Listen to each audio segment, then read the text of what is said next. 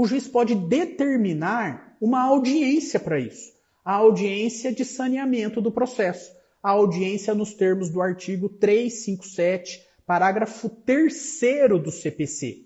Esse parágrafo 3º diz assim: se a causa for complexa, a matéria a ser decidida de fato e de direito for complexa, há a possibilidade de se designar uma audiência para o saneamento do processo. Essa audiência é feita em cooperação juiz, advogado do autor, advogado do réu, e essa complexidade vai ser discutida nessa audiência. É uma audiência, portanto, muito técnica que o advogado tem que ir preparado. Mas vamos imaginar que o juiz não designou a audiência de saneamento. O juiz vai prolatar a decisão de saneamento em gabinete, vai fazer a decisão por escrito em gabinetes. E aí, nessas circunstâncias, o juiz tem duas técnicas para apresentar essa decisão de saneamento.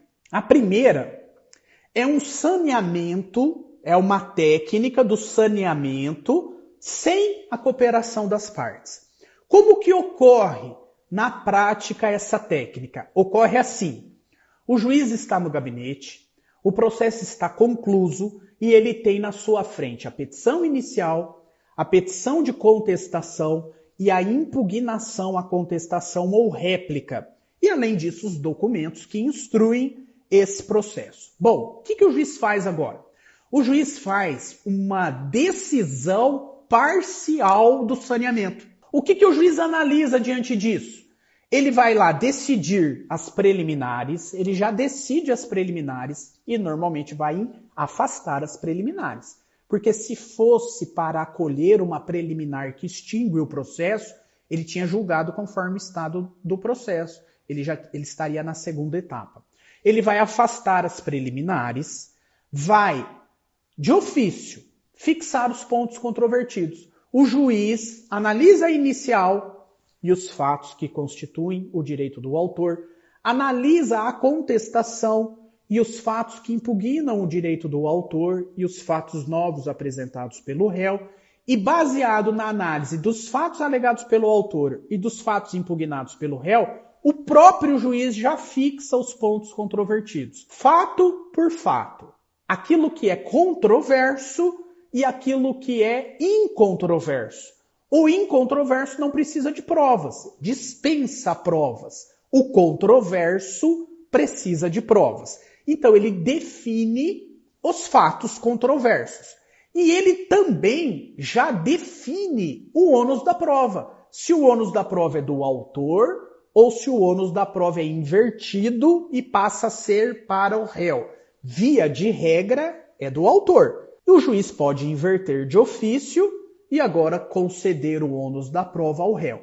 Quando o juiz profere essa decisão parcial, ele já analisou as preliminares, os pontos controvertidos, as questões de direito e também já analisou a inversão do ônus da prova. Nessa mesma decisão, já definido isso, ele intima as partes para que as partes agora manifestem sobre as provas que desejam produzir.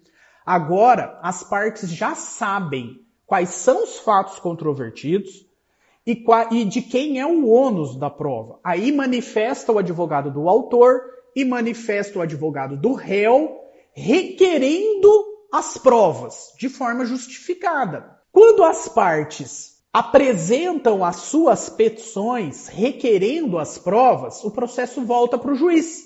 E agora o juiz faz a segunda parte da decisão. Agora o juiz vai analisar os requerimentos de prova, se aquelas provas requeridas pelo autor e pelo réu serão admitidas no processo.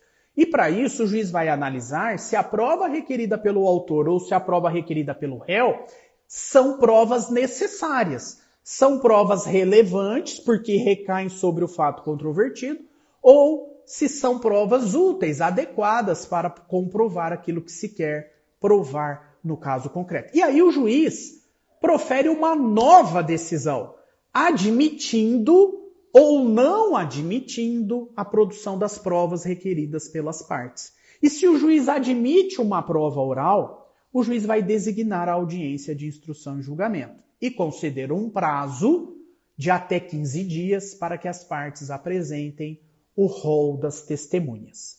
Essa é a primeira técnica, a técnica em que, veja, o juiz definiu os fatos, o juiz analisou a questão do ônus e a questão do direito sem consultar previamente as partes, sem a cooperação das partes. Essa é uma técnica. Qual é a vantagem dessa técnica? As partes já manifestam sabendo os fatos controvertidos e já manifestam sabendo de quem é o ônus da prova.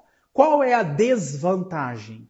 O juiz tem que dar duas decisões, porque ele dá uma decisão parcial, espera a manifestação das partes e depois complementa numa nova decisão. São duas decisões num mesmo ato, o ato do saneamento do processo. Essa é a técnica sem cooperação. Mas há juízes que se utilizam de uma outra técnica. E aqui tem uma pergunta interessante. Quando o juiz indefere a produção da prova, cabe agravo? Não cabe. Via de regra, o indeferimento de um meio de prova não cabe agravo. Mas a questão também não preclui. Ela pode ser reanalisada na preliminar da sentença num recurso de agravo. Ela pode ser reanalisada na preliminar de um recurso de apelação, caso a quem requereu a prova perca a demanda, a prova que foi indeferida, com exceção de um meio de prova. Se autor ou réu requereu a exibição de um documento ou coisa e o juiz indeferiu, sobre esse meio de prova, está lá no 1015, cabe o agravo de instrumento. As outras provas, prova pericial, prova testemunhal, não cabe de imediato o recurso. O recurso, ele se estende, não preclui, ele se estende e será reanalisado isso numa preliminar de apelação, caso quem requereu a prova e a prova foi indeferida, perca a demanda, seja sucumbente, ok? E se a prova for principal? Também, se a prova for a principal, não cabe. Não cabe ainda um recurso imediato. O recurso é só lá na frente, numa preliminar de apelação. Não tem como, tá bom? A não ser que haja uma urgência e essa prova tenha um risco de perecimento. Não poder ser realizada lá na frente. Aí sim, aí cabe o agravo de instrumento pelo rol mitigado do 1015, segundo o STJ. Segundo o STJ, num recurso repetitivo. Ok?